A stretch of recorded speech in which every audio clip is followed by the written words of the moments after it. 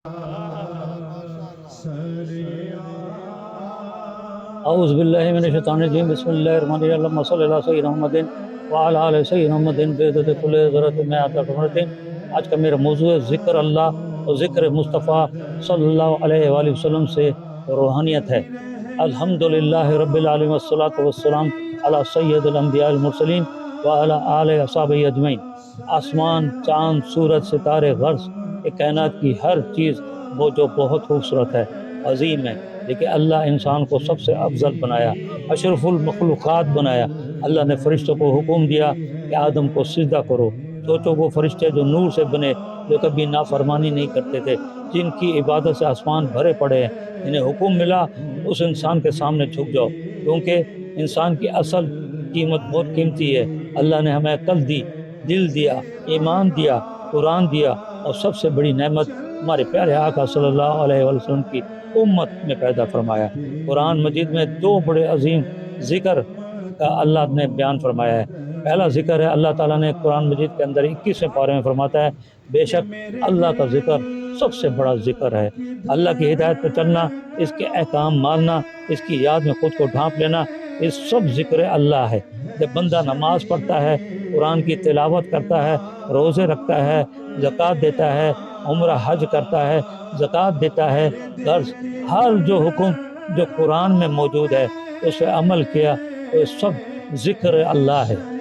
اولیاء اللہ یہ تمام ذکر اللہ کے ساتھ ایک ذکر اور کراتے ہیں، اور جس سے دل جو ہے وہ ذاکر ہو جاتا ہے، روحانیت کا سفر شروع ہو جاتا ہے۔ آئیے ہم اس دوسرے ذکر کا بھی تذکرہ کریں، جس میں قرآن مجید میں سورہ علم نشرہ میں ہے، ورفعنا لک ذکرک۔ اللہ تعالیٰ نے کیا کہا؟ ورفعنا لک ذکرک، اے محبوب ہم نے آپ صلی اللہ علیہ وآلہ وسلم کا ذکر بلند کیا ہے۔ اللہ نے اپنا ذکر بھی فرمایا اور محبوب صلی اللہ علیہ وسلم کا ذکر بھی فرمایا، یعنی دو ذکر کا ذکر قرآن مجید کے اندر ہے۔ یعنی قرآن الگ سے بتا رہا ہے کہ ذکر اللہ کا نہیں بلکہ مصطفیٰ صلی اللہ علیہ وآلہ وسلم کا ذکر بھی اللہ کے نزدیک ذکر ہے۔ اللہ کے محبوب کا ذکر کیا ہے؟ اللہ نے قرآن مجید میں سورہ احزاب میں فرمایا، میرے محبوب پر درود اور خوب سلام بھیجو۔ یعنی درود اور سلام یہ دو عمل ہیں ذکر مصطفیٰ صلی اللہ علیہ وآلہ وسلم میں۔ ایک حدیث مبارک میں ہے کہ ایک دفعہ درود سلام بھیجنے پہ اللہ تعالیٰ بھیجنے والے پر درود اور سلامتی بھیجتا ہے۔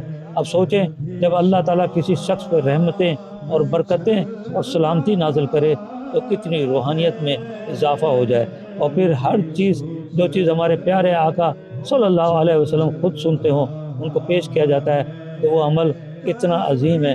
سوچے روحانیت ان دونوں ذکر سے پیدا ہوتی ہے، ذکر اللہ اور ذکر مصطفیٰ صلی اللہ علیہ وسلم۔ یہ دل کو اللہ کی طرف جوڑتا ہے، انسان کے اندر خوف خدا، محبت خدا، شکر، عاجزی یہ سب بیدار کرتا ہے۔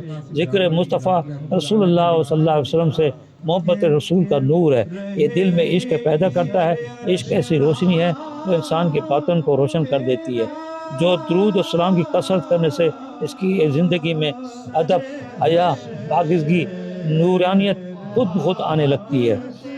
اولیاء اللہ کہتے ہیں اللہ کا ذکر جسم کو پاک کرتا ہے اور مصطفیٰ صلی اللہ علیہ وسلم کا ذکر روح کو پاک کرتا ہے۔ جب دونوں مل جائیں تو انسان کامل روشنی بن جاتا ہے۔